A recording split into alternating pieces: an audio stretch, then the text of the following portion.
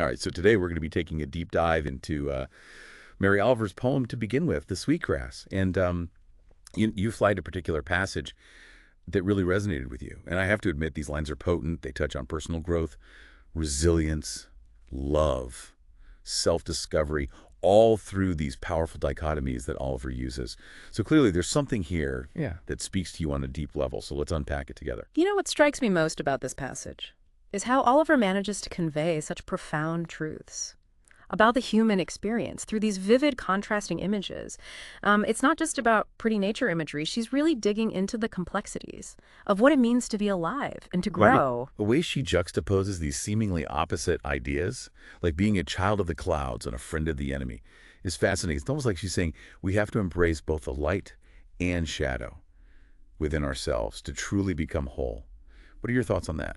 Absolutely. I think those two images, child of the clouds and friend of the enemy, really get at the heart of Oliver's message about personal growth. When she talks about becoming a child of the clouds, it's not about being naive or detached from reality. It's about reconnecting with that sense of wonder and openness that we often lose as we get older. Like, that ability to see the world with fresh eyes and embrace the unknown. It's like she's saying that by tapping into our inner child, we can actually become more resilient and adaptable in the face of life's challenges. Exactly. Because that childlike sense of wonder often comes with a natural resilience. Children are constantly learning and adapting to new situations. They don't have the same fear of failure that we develop as adults. So by reclaiming that part of ourselves, we can approach challenges with more curiosity and less trepidation. That's so insightful. It makes me think about how we often try to suppress those childlike qualities as we mature, but maybe there's wisdom in embracing them.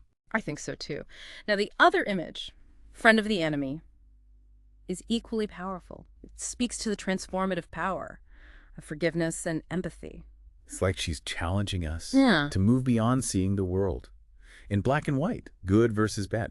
Instead, she's encouraging us to find the common humanity in everyone, even those we might consider our adversaries. Yes, and that requires a profound shift in perspective. It's about recognizing that even those who hurt us are still human beings with their own struggles and complexities. It reminds me of that quote, hurt people hurt people.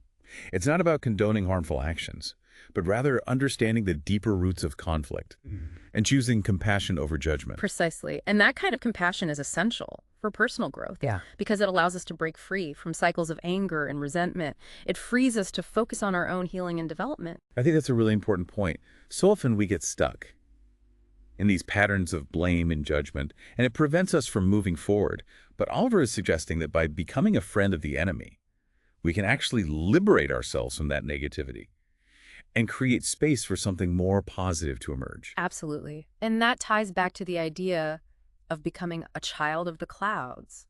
When we approach the world with that childlike sense of openness and curiosity, we're less likely to get caught up in rigid judgments and more likely to see the good in others. As we're talking about this, another dichotomy from the passage keeps coming to mind, the idea of becoming older, yet somehow younger. How does that fit into this idea of personal growth and self-discovery? That's a great question. This dichotomy speaks to the fact that aging isn't just a physical process. It's also a journey of inner transformation. As we accumulate experiences and learn from our mistakes, we gain a certain wisdom and perspective that can actually make us feel younger in spirit, even as our bodies age. It's like she's saying that true youthfulness comes from a sense of aliveness and continued growth, not from trying to cling to the past or resist the natural flow of time. Right, and it's not about erasing the past or pretending we haven't aged. It's about embracing the wisdom that comes with experience, while also maintaining that sense of wonder and openness to new possibilities. Oliver herself says in the poem, cherishing what I have learned. It's about honoring our journey and recognizing that every stage of life has its own unique beauty and value. Exactly. It's about finding that sweet spot between the wisdom of age and the youthful enthusiasm for life. Speaking of embracing different stages of life, I'm curious to explore how Oliver uses the imagery of clouds in this passage. It feels like she's hinting at something deeper there. What do you think? Oh, absolutely. Clouds are such potent symbols, and Oliver uses them masterfully here. They represent both the burdens we carry and the hope that lifts us up. And she invites us to see ourselves as children of the clouds, which suggests a certain lightness of being, a willingness to let go and trust in the flow of life. It's like she's saying that we can choose to see our burdens, as opportunities for growth, as those storm clouds that eventually bring the rain, that nourishes the earth. Yes, and there's also a sense of transience and impermanence associated with clouds, which I think is crucial to understanding this passage. Clouds constantly shift and change shape, they appear and disappear, reminding us that nothing in life is truly permanent. So rather than clinging to things as they are, we can learn to embrace the ebb and flow of life, knowing that even the darkest clouds eventually pass. Precisely, it's about surrendering to the journey, with all its ups and downs, and finding peace in the midst of that constant change. This is already giving me so much to think about, and we've barely scratched the surface. But before we move on, I want to make sure we touch on one more crucial element from the passage, the emphasis on self-love. Yes, those last lines are so important. Love yourself, then forget it, then love the world. Oliver is making a powerful statement about the essential role of self-love in our ability to connect with others and engage with the world around us. And what's interesting is that she doesn't just say, love yourself. She adds, then forget it. What do you make of that? It's like she's saying that self-love isn't about becoming self-absorbed or egotistical. It's about cultivating a deep sense of self-acceptance so that we can then turn our attention outward and offer that same love and compassion to others. And you shared a really beautiful anecdote from the source material about your own mother's advice. That speaks directly to this point. Would you mind sharing that with our listener? Of course, my mother always said, if you can't take care of yourself, how can you take care of others? It's such a simple yet profound statement, and it's always stuck with me. It's like she's saying that self-care isn't selfish. It's actually a prerequisite for being able to show up fully for others and for the world. Yes, we can't pour from an empty cup. We need to nourish ourselves first, both physically and emotionally, in order to have anything to give to others. And that nourishment starts with self-love and acceptance. It's about recognizing our own worth and treating ourselves with kindness and compassion. Absolutely. And that's where Oliver's message about becoming a friend of the enemy comes full circle. When we learn to forgive and accept ourselves, we're better equipped to offer that same forgiveness and acceptance to others. It's like she's saying that the journey of self-love is also a journey of expanding our capacity for love and compassion in the world. It's about recognizing that we're all interconnected and that our own well-being is inextricably linked to the well-being of others. Beautifully put. I think that's a perfect place to pause for now. We've covered a lot of ground, but there's still so much to unpack in this passage. You know, I was just thinking about how often we try to define ourselves or others with these rigid labels: optimistic, pessimistic, introvert, extrovert. But what strikes me about this passage is how Oliver seems to challenge those simple classifications. Would you agree? Oh, absolutely. I think she's highlighting the beautiful complexity of the human experience. We contain multitudes, as Walt Whitman said. And it's in embracing those seeming contradictions within ourselves that we truly grow. It's not about fitting into neat little boxes. It's about acknowledging the full spectrum of who we are. And maybe those labels we use are more about our comfort zones, our attempts to simplify the world around us. But Oliver's poetry encourages us to lean into the messy, the unknown, the parts of ourselves we might not fully understand yet. Exactly. And that discomfort, that willingness to question our assumptions and step outside those comfortable boxes is where the real magic happens. It's where growth and self-discovery take root. And it makes me wonder, thinking about that idea of embracing change and fluidity, if that's part of why Oliver keeps coming back. The imagery of clouds. You're right to pick up on that. I find it fascinating how Oliver uses clouds to represent so many different aspects of the human experience. We talked earlier about how they symbolize both the burdens and the hopes we carry. But there's another layer to that symbolism that's worth unpacking. Think about the very nature of clouds. They're constantly shifting, changing shape, appearing and disappearing.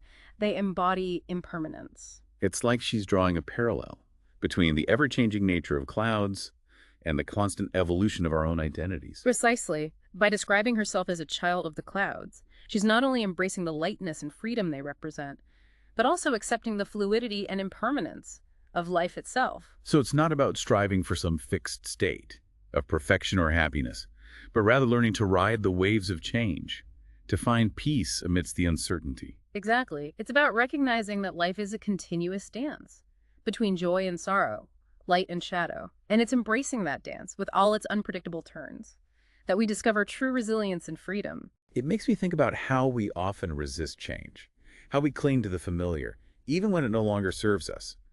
But Oliver seems to be suggesting that true growth comes from surrendering to the flow of life, from trusting that even when things feel uncertain, there's beauty and wisdom to be found in the journey. I couldn't have said it better myself. It's about shifting our perspective from one of control to one of acceptance, from fear of the unknown to curiosity about what's possible. And that shift is what allows us to fully embrace the richness and complexity of life. And speaking of embracing complexity, I'd love to go back to those contrasting images, those dichotomies that Oliver uses throughout this passage. It feels like she's using them to highlight the different facets of ourselves that emerge at different times in our lives. Absolutely. Those dichotomies are so powerful because they reflect the inner contradictions we all experience as human beings. We can be both strong and vulnerable, joyful and sorrowful, hopeful and despairing, all at the same time. And maybe it's not about trying to resolve Mm. those contradictions, but rather about accepting them as part of the rich tapestry of our being. But I think you've hit the nail on the head. It's about acknowledging the full spectrum of our humanity and recognizing that embracing those seemingly opposite qualities is what makes us whole. It's like she's saying that we don't have to choose between being a child of the clouds or a friend of the enemy. We can be both. And it's in that integration of seemingly opposite qualities that we discover our true potential. Exactly. And it's not a static process. It's a dance, a constant back and forth between those different aspects of ourselves. Some days we might feel more connected to our inner child, full of wonder and playfulness. Other days we might need to draw on that deep well of compassion and forgiveness to navigate challenging situations. And perhaps the key is to simply be present with whatever arises without judgment, Yeah. and to trust that each experience, whether joyful or painful, is an opportunity for growth and self-discovery. Beautifully said. I think that's one of the most profound messages woven into this passage, that life itself is a teacher. And every experience, whether pleasant or unpleasant, holds a lesson if we're willing to listen. It's a reminder to approach life with curiosity and openness, to embrace the unknown with a sense of wonder and adventure, and to trust that even in the darkest of times, there's a light within us that can guide us through. You've captured the essence of Oliver's message beautifully, and I think this is a perfect segue into one of the most crucial aspects of the passage that we haven't explored fully yet, the power of change. Yes, the source material specifically highlights this point about embracing change as a natural part of growth. It even emphasizes the idea that expecting change is vital because it's the only constant in life. Such a powerful insight. It's so easy to get caught up in wanting things to stay the same, to cling to comfort and familiarity. But the reality is that life is in a constant state of flux. Resisting that change only creates suffering. It reminds me of that quote by Heraclitus: "No man ever steps in the same river twice, for it's not the same river, and he's not the same man." It speaks to that constant interplay between ourselves and the world around us, and how we're both transforming every moment. Exactly. And I think Oliver's poem encourages us to not only accept that change is inevitable, but to embrace it as an opportunity for growth and renewal. It's about recognizing that letting go of the old makes space for the new to emerge. And maybe it's in that space of surrender, of letting go of our attachment to how things should be, that we discover our true potential. I couldn't agree more. It's about trusting the process of life, even when it feels messy and unpredictable. It's about recognizing that every ending is also a beginning, and that even in the midst of loss and uncertainty, there's a seed of hope waiting to sprout. This conversation is giving me so much to ponder, and I'm sure our listeners are feeling the same way. But before we wrap up this part of our deep dive, I want to circle back to something we touched upon earlier, the idea of clouds as symbols of both burden and hope. Yes, it's a powerful image, isn't it? And I think it speaks to the duality of the human experience. We all carry burdens, challenges, and sorrows, but we also possess an innate capacity for hope, for resilience, for finding the light even in the darkest of times. It's like those dark storm clouds that can bring torrential rain, but also nourish the earth and make way for new growth. Precisely. And it's in recognizing that both the darkness and the light are essential parts of life's cycle that we can find true peace and acceptance. It's about embracing the whole spectrum of human experience, Yeah. with all its complexities and contradictions. And maybe that's what it truly means, to be a child of the clouds, to see the beauty in both the storm and the sunshine, and to trust that even amidst the chaos, there's a deeper order unfolding. I think you've captured the essence of Oliver's message perfectly. It's about finding that delicate balance between surrendering to the flow of life and embracing the power we have to choose, how we respond to the challenges and opportunities that come our way. It's a reminder that we're not passive passengers. on this journey called life, but active participants who have the power to shape our experiences and create meaning out of the chaos. And perhaps that's the most empowering message of all. I couldn't agree more. It's about recognizing that even amidst the uncertainties and challenges, there's a deep well of strength and resilience within us that we can tap into. And perhaps that's where Oliver's message about self-love comes full circle. Yes, because when we cultivate a deep sense of self-love and acceptance, we nourish that inner wellspring of strength and resilience. We give ourselves permission to be fully human, with all our complexity and contradictions. It's about recognizing that our worthiness isn't contingent on our accomplishments or our ability to always be perfect. It's about embracing ourselves, flaws and all, and trusting that we are enough just as we are. And it's from that place of radical self-acceptance that we can truly step into the world and offer our unique gifts without fear or reservation. It's about recognizing that our imperfections, our vulnerabilities, are not something to be hidden or ashamed of, but rather an integral part of what makes us beautiful and unique. And it's in sharing our authentic selves with the world that we create genuine connection and inspire others to do the same. What a powerful message. It's a reminder that true strength lies not in denying our vulnerabilities, but in embracing them, in allowing ourselves to be seen and loved for who we truly are. You've articulated that so beautifully. It's about letting go of the need for perfection and embracing the messy, imperfect beauty of being human. And maybe that's what Oliver is ultimately inviting us to do through her poetry, to embrace the full spectrum of human experience with all its joys and sorrows, triumphs and failures, and to trust that even in the midst of the chaos, there's a deeper beauty unfolding. Wow. This deep dive into Mary Oliver's To Begin With, The Sweetgrass has been a real journey. I feel like we've uncovered so many layers of meaning in these seemingly simple lines. It is amazing how much wisdom and insight can be packed into just a few words, isn't it? And I think what makes Oliver's poetry so powerful is her ability to speak to something deep within us, to awaken a sense of recognition and connection to the universal truth she explores.